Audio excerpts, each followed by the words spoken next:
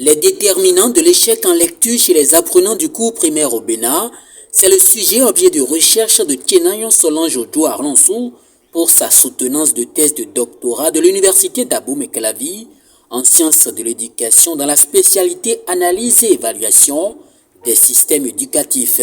Une thèse défendue avec brio et qui a permis à cette dernière de décrocher à l'issue de la présentation des résultats de ses recherches devant un jury composé de Togolais, de Maliens et de Béninois, le grade universitaire le plus élevé. À l'issue des délibérations, le jury observe que le sujet est intéressant et d'intérêt scientifique et pédagogique. Et la méthodologie est appropriée et cadre avec les résultats obtenus.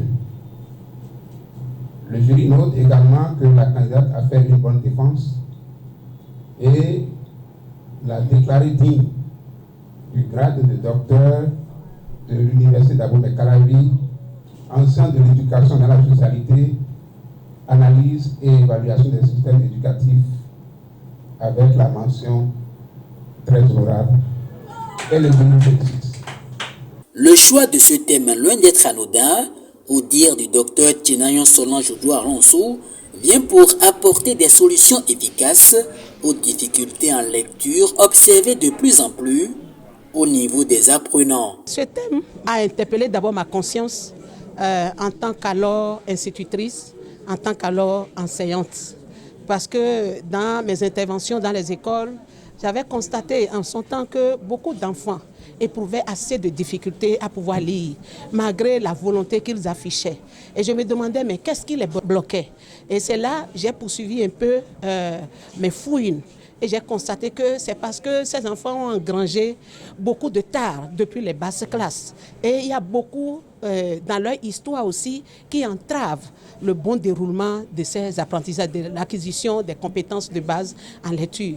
Et en ce moment, pendant que j'étais encore en classe, personnellement, je me suis échinée, je me suis adopté une certaine stratégie pour pouvoir amener ces enfants à corriger ces insuffisances qu'ils traînaient. Et je vous assure, ça a beaucoup pris. Ça a beaucoup pris parce que, au-delà du titre d'enseignante que je portais, je me suis mise dans mon manteau de mère et de femme engagée pour aller vers les parents de ces enfants, vers ces enfants avec qui j'ai tenu des échanges intimes et dans ce processus que je me suis donné en son temps, je vous assure, nous sommes parvenus à corriger ces difficultés qui étaient au niveau des enfants. C'est là que j'ai vu que quand même, un gros travail reste à faire au niveau de l'enseignant. Mais au-delà de tout ceci, j'ai compris aussi qu'il y a des enfants, malgré même cette stratégie développée, malgré tout ce qu'on faisait, ça ne prenait pas parce qu'il y avait encore des contingences, d'accord, collatérales. Ces études sur la thématique, Dr Kenayon Solange Ojo Arlonsou les a menées dans la Liborie, un département qui affiche souvent de faibles performances au plan national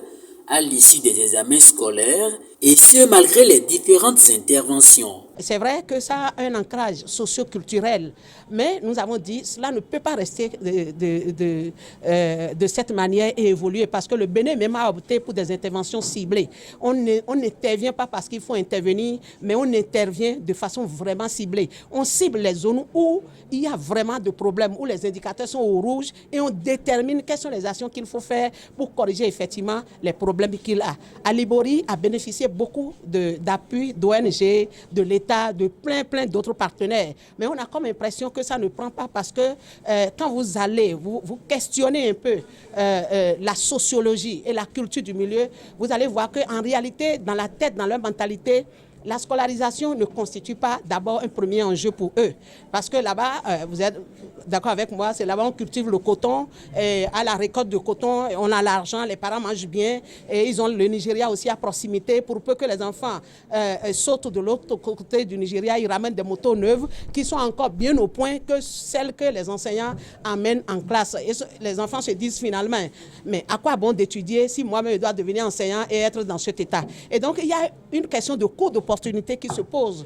Ce travail que nous avons mené a ce mérite, d'accord, de titiller un peu les choses et de savoir qu'avec l'outil, le nouvel outil que nous avons utilisé, nous pourrons désormais rapidement apprécier, d'accord, le besoin en formation et le besoin en accompagnement au niveau des enfants et au niveau des enseignants et rapidement pallier en termes de prévention aux difficultés des enfants. Renforcer la capacité des enseignants, déployer le programme d'alphabétisation fonctionnelle au niveau des parents et mettre à disposition des intrants pédagogiques suffisants avec l'aménagement du cadre scolaire adéquat pour les enfants sont entre autres propositions du docteur Tchenayon Solange Douaronsou pour corriger l'échec en lecture des apprenants observé au niveau du système éducatif béninois.